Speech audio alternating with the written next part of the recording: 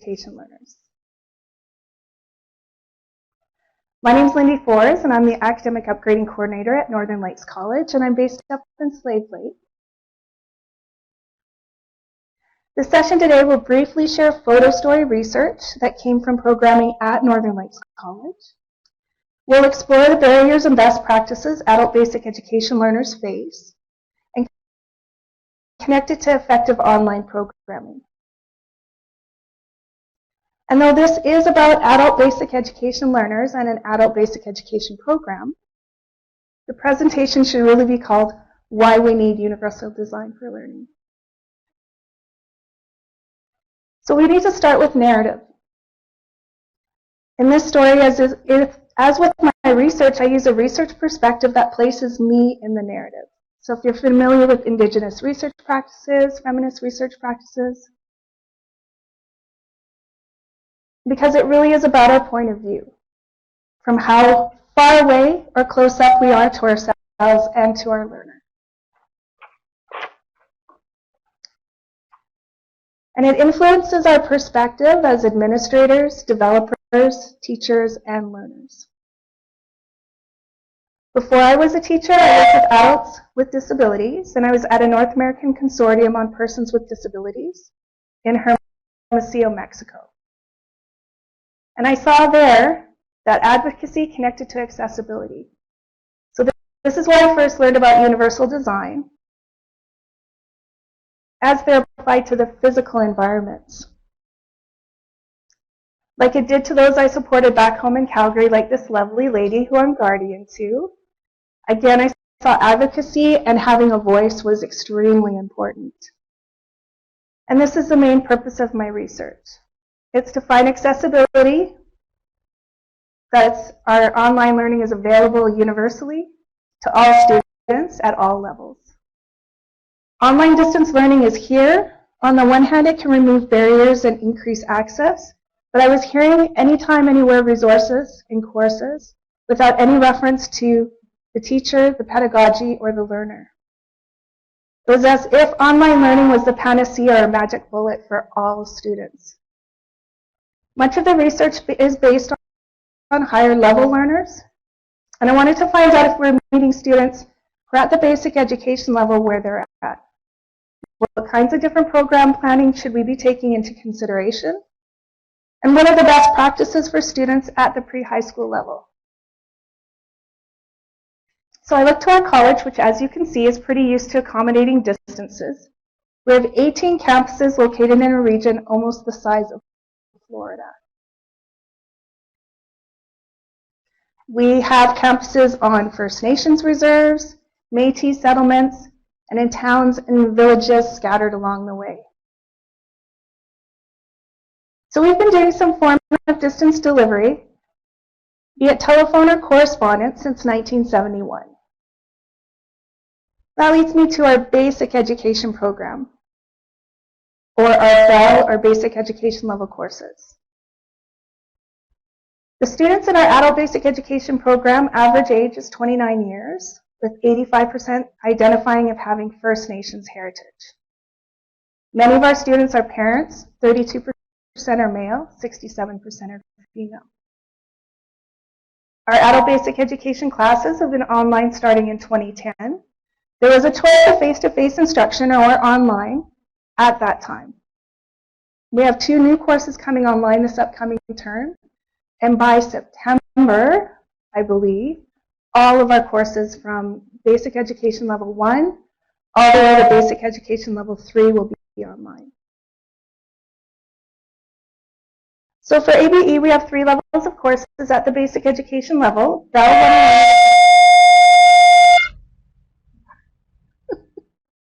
BEL 101, sorry, don't know what I did.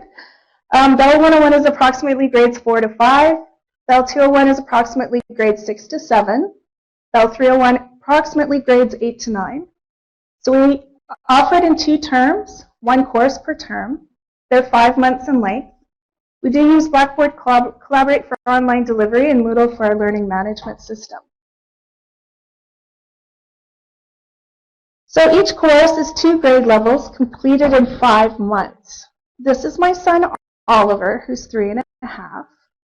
So if you compare him to a student completing 4 grades in 10 months, if I started Oliver in school when he was 6 months old, he would have graduated this year. That's why we need universal design for learning.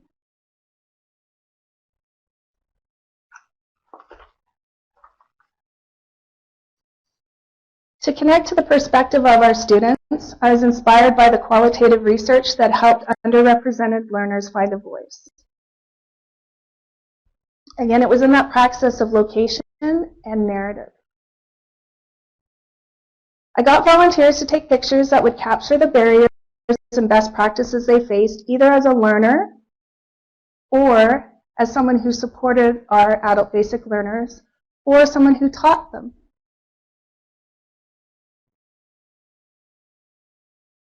It was a year of participatory action research that started with those who supported the learners in phase 1. And I had 5 participants. And then phase 2 included 22 students, instructors, and administrators. So I thought, let's examine what works and doesn't work to honor the whole learner. And it will reveal what's lost in translation, because adult basic education is traditionally taught face-to-face, and moving it online has been new for our college as well for other institutions provincially. This particular picture is from a participant. It represents the issue of a second language. So many of our learners are EAL, they're Cree or Dene speakers, and then we have ESL as well. English isn't the primary language, but we also have to remember there's that translation from on-site to online. For the EAL or ESL learner, there needs to be a lot of explicit teaching. We can't assume about prior knowledge. There's issues like vocabulary, breaking down of content and concepts into small parts, and keeping instructions down to 1 or 2 steps. So the multi-level instructions that we're used to, especially when we're looking at learning management systems, don't necessarily work very well for our students.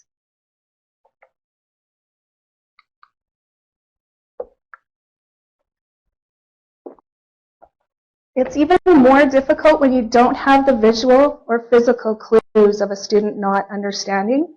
Students at this level have low self-efficacy. They're not going to raise their hand in class. They're certainly not going to bring attention to themselves online. So given that you can't visually see your students, how can you optimize the learning environment? Give them a face and a voice. Post photos of yourself and your students. Always start with some community building. Create community building within the classes. With us, we do have couriers that go to different campuses. So I, as an online instructor, have sent students things like little thank you cards, or as well as connecting with them online, trying to connect to them through video, trying to connect to them through text, trying to connect to them through Facebook. So that wasn't me, that was another instructor. But whatever we can to create those connections with the students is what's extremely important. We try and speak to each student individually more than once per class, so saying their name. Knowing where the students are, so trying to get a sense of the room dynamics. What are they coping with?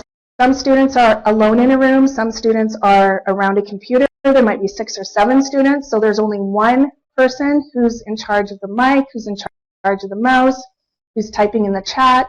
So what's happening to those other 6 students in that room? My most beneficial moments have been when I was able to walk around and sit in on distance classes and see the responses to the instructors by the students. So if an instructor is saying to them, okay, turn to page 16 and then read the first paragraph, I could see the frustration of students while the instructor kept talking. So that inability to see visually that the students are actually doing this, and maybe I shouldn't be saying anything while they're actually following instructions, that disconnect is really important to be aware of.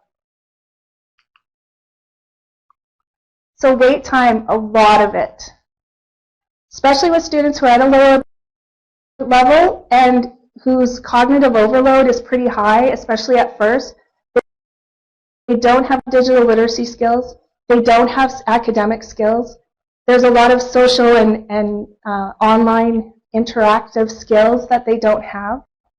So trying to get right into the content and getting them to interact is very difficult. Review and repetition, show information in a variety of ways, so using video slides, connecting by pictures and stories. There's a really great movement happening right now for the integration of stories, and it's so simple. Rather than giving a PowerPoint of 3 pictures of this is how you do fractions, you connect the fractions to an authentic experience. We talk about that a lot when we look at curriculum, but when people get online, I find sometimes lectures the default. And figuring out how do I translate what I know works really well in a face-to-face classroom into an online classroom is really difficult sometimes. We want to encourage the use of online interactions with emoticons, the microphone, or the chat. If you're familiar with Blackboard Collaborate, I'll have them put up their hand, and then another time I'll have them give me a round of applause, and another time we'll use a green check mark. So it's really mixing it up, so you know that they're paying attention, as well as getting to comfortable with all of those tools. Watch pronunciation and speed. That's something I tell a lot of new instructors is listen to those who do it well. So for instance, somebody who's a radio personality who talks. How do they keep your attention? What's their rhythm like? What's their pace? What do they do when they transition? Somebody who's an expert at it, listen to it. And then record yourself with your classes and listen back. And that is the greatest teaching tool. So this comes from the Photo Story project. I love this picture. What we ask of basic education students is very foreign, and we come with the assumption that they know a lot of this. They've had prior knowledge with and experience with computers. And one instructor said, it's like showing them a screen of wingdings or hieroglyphics. That's what it looks like to our students. Put them in a Moodle, and that's what it looks like. We think we have really great curriculum design, and we have really great formatting in our Moodle courses. But I've sat with students who've gone at it for the first time, and it really is like Greek to them. They have no idea how to follow through. Just look at what happened in phase 1 of the project. It was all professionals who supported the students. No one questioned the technology we used, which was disposable cameras for ethical reasons, and we were at a distance and all that kind of thing. So it was assumed by me that everyone knew how to use them. How hard could it be? It's an old school device. It's a digital camera. Every participant, including myself, got many grainy and dark images. It didn't click that we needed to use the flash. I loved it. When they came back, I laughed so hard because I thought, what irony, how does that parallel what actually happens to our students? Here you go, use it. We walk away. And though online learning does provide increased access, like being able to log in from home, decision-making about how courses are developed, and the resources and activities, needs to be approached with caution. Many students at the basic education level have low income. They might have no access to an internet. Most will not own a computer. So asking them to do all their work online, when can they do it? This is for us with our students at our campus. Their sporadic schooling means they never really learn computer literacy because there's no separate computer courses anymore. It's integrated into K-12. So if they have very sporadic schooling experience, they didn't get that K-6 level. So even though we say they're at a grade 6 level, there's huge gaps in their prior knowledge and their learning. And one of the weirdest is the assumption that use of a smartphone and Facebook equals digital literacy. If a student can use a smartphone, somehow they can succeed in an online course. And that's what I'm hoping that this kind of research and presentations and advocacy can do is recognize that it is a whole different set of skills. Computer literacy, it goes back to perspective and listening to the stories of the learners. So somebody developing an online course comes at it with a very different worldview and very different experience. So for me, to open the assignment by clicking here, The file will be opened in Microsoft Word. Type your name at the top of the file in the area provided. Save your file. All of these things without explicit instructions, scaffolding, showing them how to do it, taking them through it step by step, completely foreign to them. So many of the courses say, type this in. They don't know anything about a keyboard. I've had students, they don't know what the shift key is. And they were high school students. It goes back to perspective. For some, the path ends here, and for some, it changes into a skidoo trail. And I love that. This instructor was having such a hard time with the cultural and the isolation and the online learning. And by the end of our project, this was her last picture, and it was her epiphany. So the reasons why our students didn't succeed in the school system is primary. We need to recognize that and make our programming flexible, which is really difficult to do when we're governed by funding and government mandates. But they have gaps in education, negative experiences, learning disabilities, family circumstances, poverty, addictions, teen parenting. Somebody said, oh, well, once our K-12 school system gets fixed, we won't need our basic education system. And somebody said, yeah, if there's no teen pregnancy and no such thing as addictions anymore. And, you know, those of us who've worked with basic education students, it's very common sense. So for me, sometimes it takes me by surprise with some of the mythology out there. And our students are on this journey, so they bring their baggage with them, and they're dealing with baggage in their personal life as well. So instructors really need to be aware of that. Transportation issues, childcare issues. There is a prize at the end of the road, but it's really hard for them to see it sometimes. Speaks to transition programming and orientation and community building. So I often wonder how effective is it for us to do a 1-hour introduction to Collaborate when they start their courses, and then it's see ya, there you go. So we need to look at transition programming that's extensive, explicit, hands-on, and repetitive that we're doing all the way throughout our term. So we do quite a few different pieces of orientation and try and build it in. Our instructors are really good at trying to build in proactive assessments and things like that in their introductory assignments. And then we try and do some student engagement throughout the year, so we call them student development sessions. And it's creating that sense of community engagement. As anybody knows who's looked at the research, a student who feels engaged and connected to their community and their curriculum, they're going to stick through it when they're running through hard times, and the attrition rate isn't as high.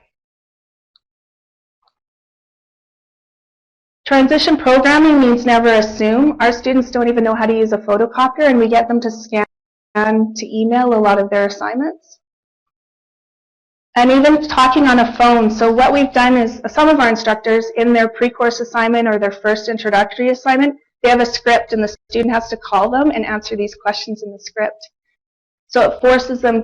It's like when somebody's in a crisis with a mental health issue, and you say, oh, we'll go call the helpline, chances are they're not going to. But if you sit with them and say, let's call them up together, then it has more impact. So it's making somebody have that connection and facing that fear head on.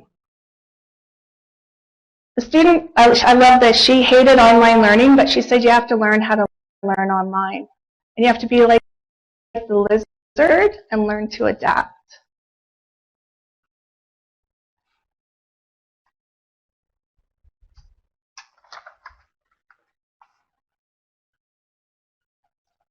Where we are for scaffolding and support.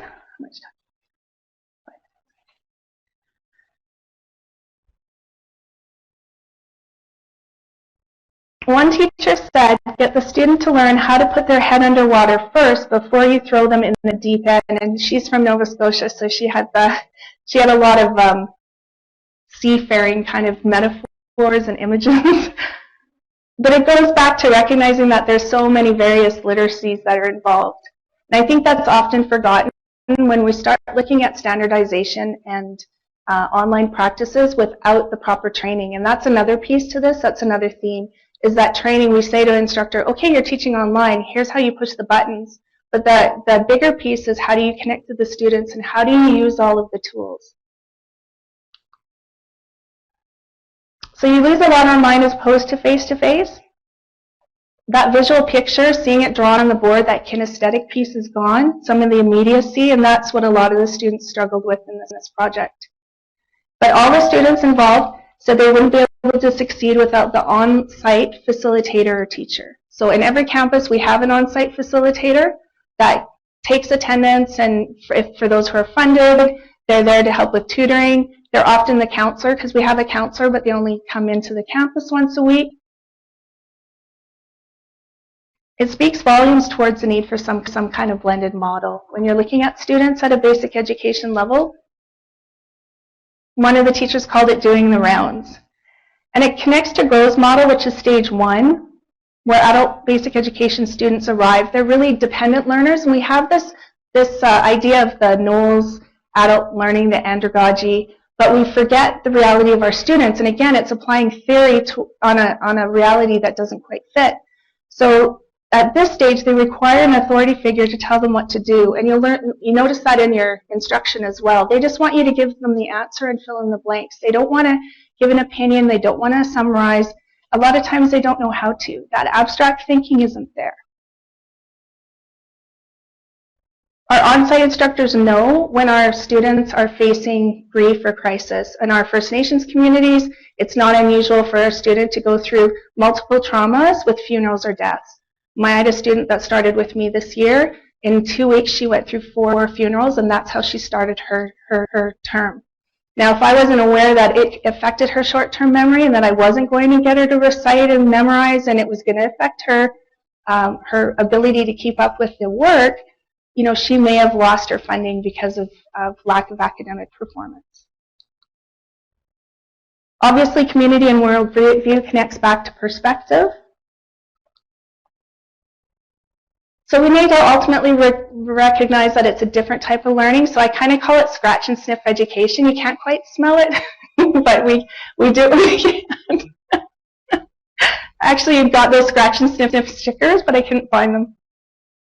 But I think what's really important to advocate for is that the tools are not the learner. So yes, there's a lot of possibilities and accessibility, and there's a lot of things that we can do with our learners through technology, but the tools are not the learner, and they sometimes get forgotten in the conversation. They are the tools are a means to achieve learner-centered success. Because after all, at the other end of the virtual superhighway is a person. A smelling, smelly, noisy, silent, unconsciously vibrating, smiling, nodding, frowning, yawning, feeling student who brings a myriad of experiences, prior knowledge, baggage, barriers, strengths, and interpersonal needs. And I love this quote. Teaching properly conceived is not a delivery system. You know you're not just there to pass on received information. Great teachers do that, but what great teachers also do is mentor, stimulate, provoke, and engage. So to conclude, translating pedagogy online requires a reinvention of strategy, reaching all learners universally. It requires perspective and creativity, respecting worldviews, experiences. It means programming needs to be intentional and flexible. So thank you very much for joining me this morning. It's been fun.